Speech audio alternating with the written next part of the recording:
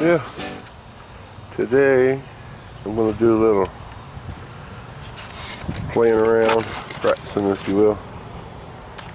This here is a fender that I ordered from somebody online, and it arrived. This was wrapped pretty good in a box, but I don't know if you can tell right there, scratched all the hell. You come over here, scratched all the hell, which that's not a big deal. That's not a big deal. Then you come over here, you have this great big old dent. Well, it don't look like much, but it's on a crease. And you can't pop that out. Yeah, I could probably sand it down and fill it, but that defeats the purpose of spending $100 on a fender. You know? So I called and they said they would send me out another to throw this one away. So I'm going to use it for practice. I'm going to sand it down and prime it and paint it so I can get practice for painting that. So let's get started. Okay, I'm back and I'm mixing up primer to spray that fender. I was going to add some acrylic enamel hardener to it, but all I have is urethane and I don't want to take a chance on that messing up anything. I'll get some acrylic enamel hardener later. In case you're wondering, this is Rusto leum brand. Yep, I'm sure some of you heard me talking about doing this before. A $50 paint job. This stuff is like $8 a quart, and it's going to take at least 6 quarts to do my truck. And that's a primer and paint. So okay, I've added some thinner to the paint.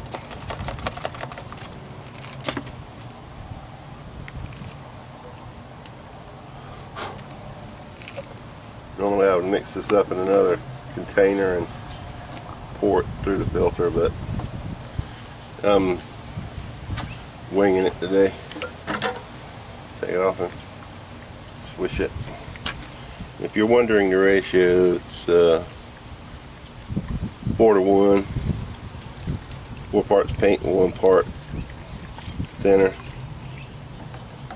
just to keep it kind of thin coming out the machine. Alright, it's a bit windy today. I'm going to be doing this in my greenhouse, so I'm going to set up my compressor at the greenhouse and be right back. Okay, it's really windy out here, so I'm going to make this quick. I'm just going to hit this leave the camera out here, and I'm going to hit this real quick so y'all can see.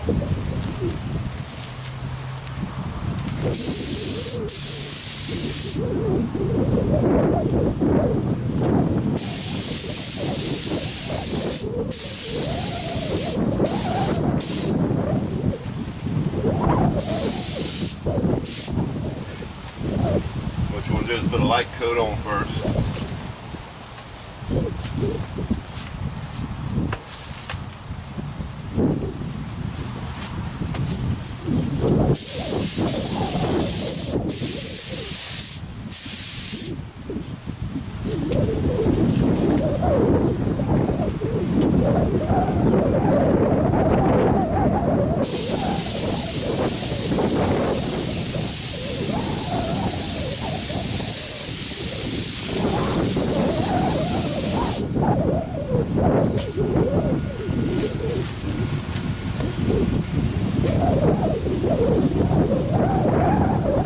Compressor don't like power cords, by the way.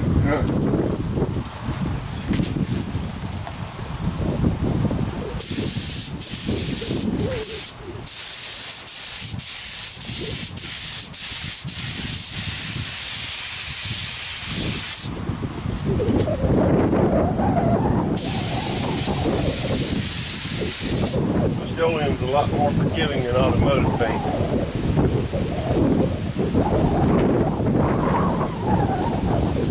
Give it a couple of minutes to tack up.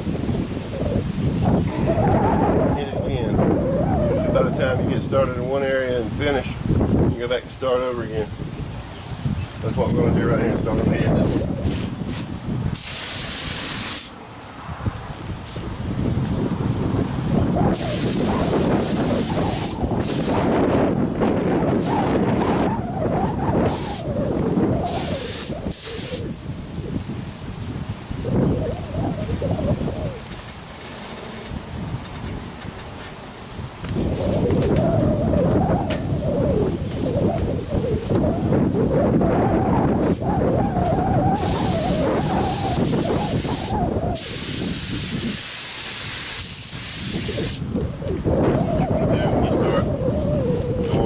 Final couple of coats is you want to go half overlap, like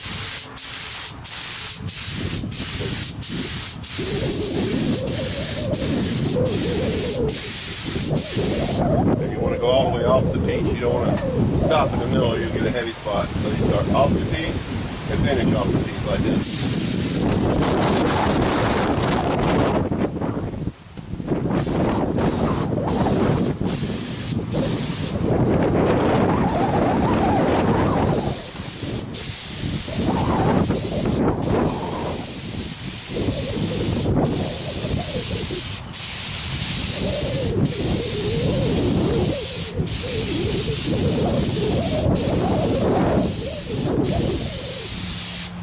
Now because this is laying flat, I'm taking a little bit more liberty of spraying it a little heavy because it won't run like it would normally if it were upright.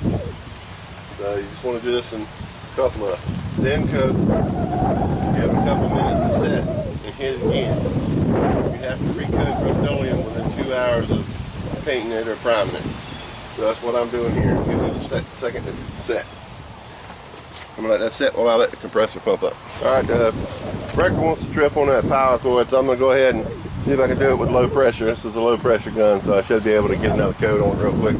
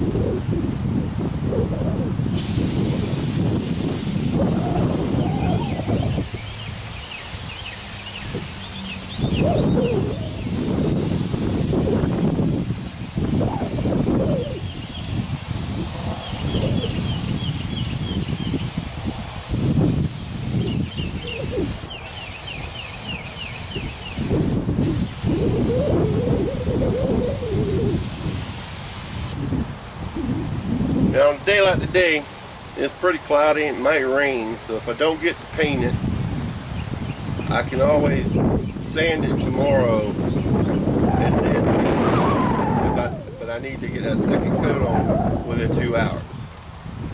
And just to show you what I'm spraying with here, this is a HVLP high low pressure, I guess it is, paint gun from Harbor Freight. Was $22, I believe. Paid $5 for the water filter. Push the water out. I've got a little valve here to cut the air on and off. And these are disposable. You get like 6 of them for $6. And you don't have to clean them, just toss them in the trash. Sound good? Anyway, I'm gonna let that dry a little bit while I go mix up some paint. Dokey.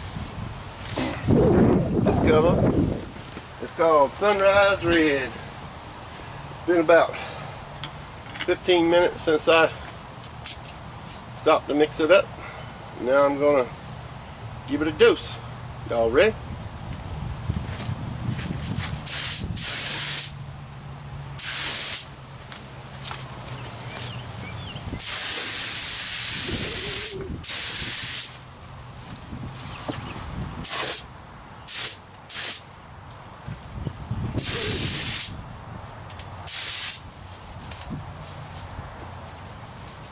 Trip over the hose.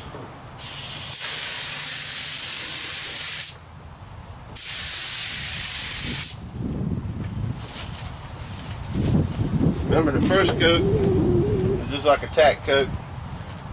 Keep it from running. So it's kind of thin.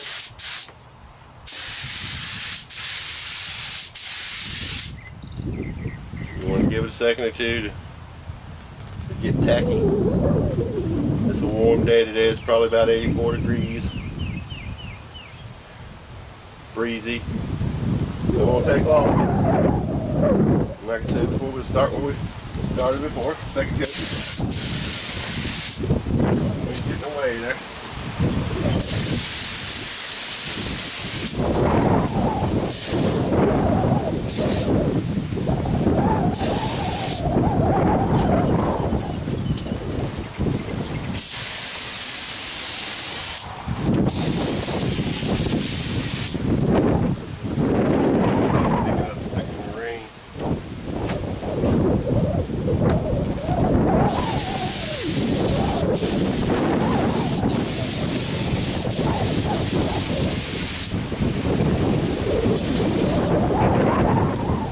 Look better than every time.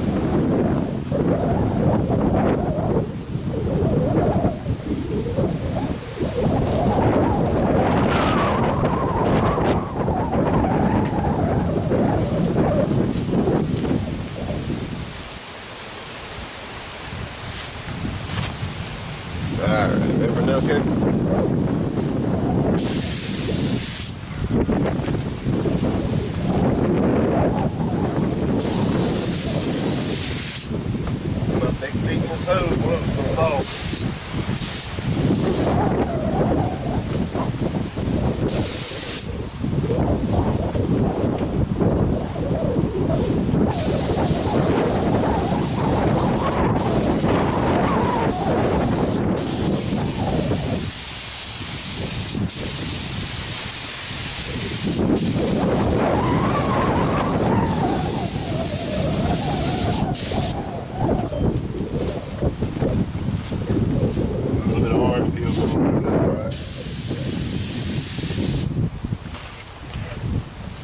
Pressure's dying down. A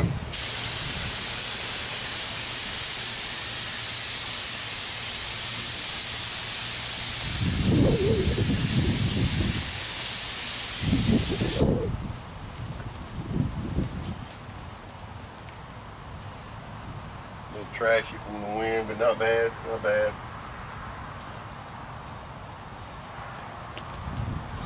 Let that dry and then see if we need to put more on.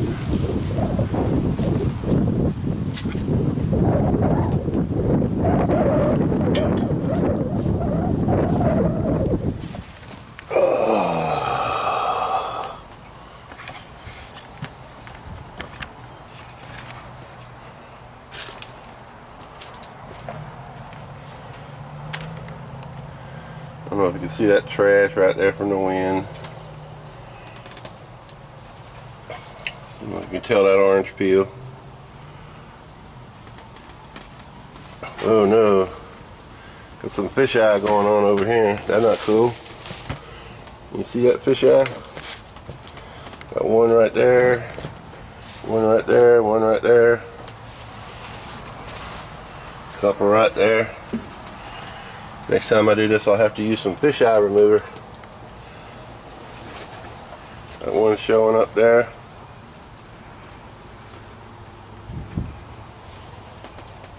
That's That's another reason to spray it and let it tack up. I think I sprayed it too quick. But we'll let this dry for a little bit. Then I'll spray another coat on it and see if those fish eyes cover. Back in a sec. Okay, I let the paint dry for about 10 minutes. Went in and had me a drink. No, not alcohol. Just some coffee and Coke. These fish eyes became more defined, as you can see. Like I said, I'm not too worried about this fender. It's still tacky, but when it comes to doing my truck, I don't want that to happen. Has a nice shine to it. A little bit of orange peel. When this sucker dries real good, I'm gonna color sand it and buff it, see how it turns out. That's why I'm putting more paint on it right now. Wish I had some hardener to put on here just to see how it turned out, but we'll do that in another project. Okay, onward and upward. Let's set this down.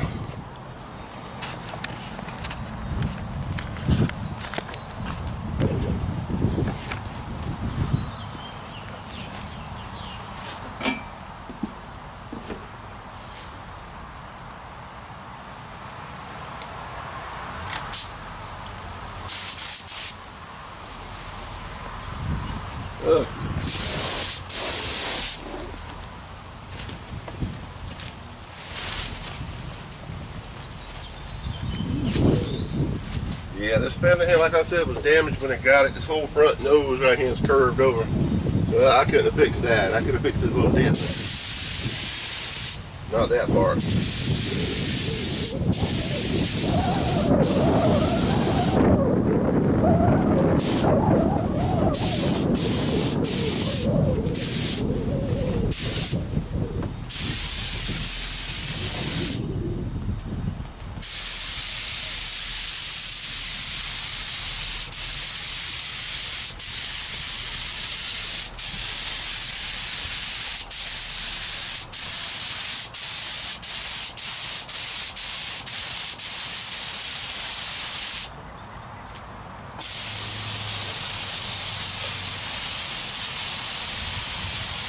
Sometimes you get lucky and then fish eyes will cover up and put a couple of coats on them.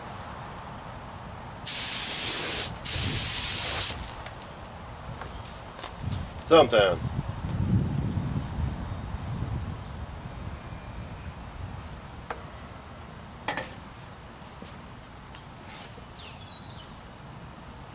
You know, it all depends. If it's just a normal fish eye caused by a paint, you know, a little too much thinner in the mix, or not enough, or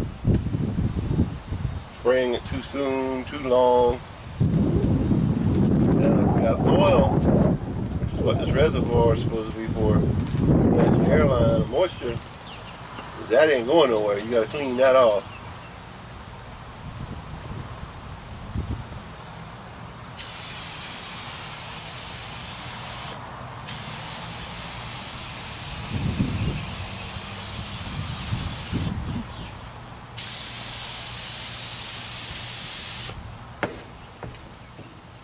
Pressure doesn't drop down a lot now.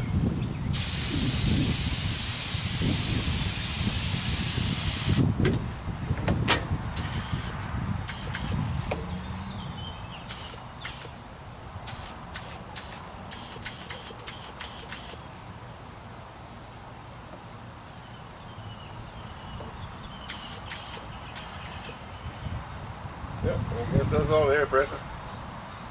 I'm not exactly sure why I died that quick, but anyway.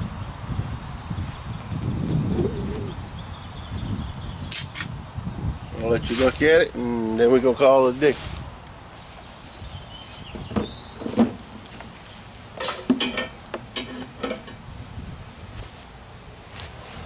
Alright.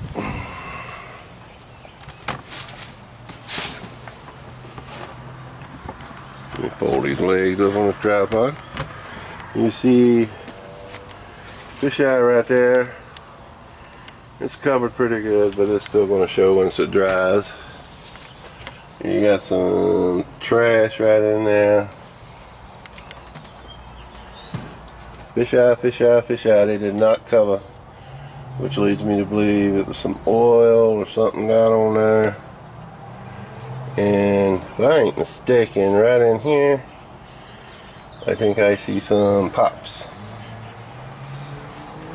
That would be caused by the primer lifting or chemical getting trapped under the paint. Maybe I sprayed it too fast, I don't know. But I think when I paint my truck, I'm going to put 4 coats of primer on, let it dry for a couple of days, sand it. Still saying about that corner on that fender, bent to hell. You think that, you know, I think it was like that when it came from the people. I don't think FedEx did it, but the box was pretty crushed. Fisheye there, fisheye there. I can see it better this way. There's a bunch of little bubbles under the paint. Yeah, definitely gonna, when I do the truck, gonna let it dry for a few days before I hit it with the paint. So I'll be priming it, probably do it panel by panel, get the whole thing ready, and then paint it all at once. Because by the time you like start like on the top and then go down and spray the bottom, the top will be dry, hit it with another coat, you know, and just keep going around like that. You get the whole thing painted and it'll look better like that. Like I say, when I do the wet sanding on this, I'll show you. I'm gonna wet sand this with probably 1000 grit, maybe 800 because of this right here. That's to get the trash out of it.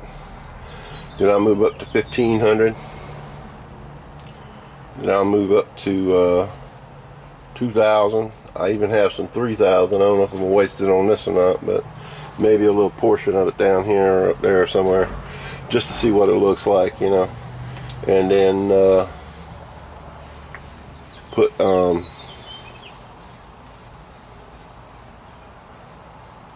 some polish on it and see how it comes out. I got some buffing compound and some ultimate polish from Meguiar's. We'll see how that turns out. But anyway, I'm gonna quit babbling and choking on my words here. I'm gonna skip over to the truck and take a look at it. Well, as I look at the truck, I never really noticed the bottom of that door, how it's beat to hell. I might swap that door out now that I see that, and that fender there. I might could fix that fender, I don't know. Can you see that? Anyway.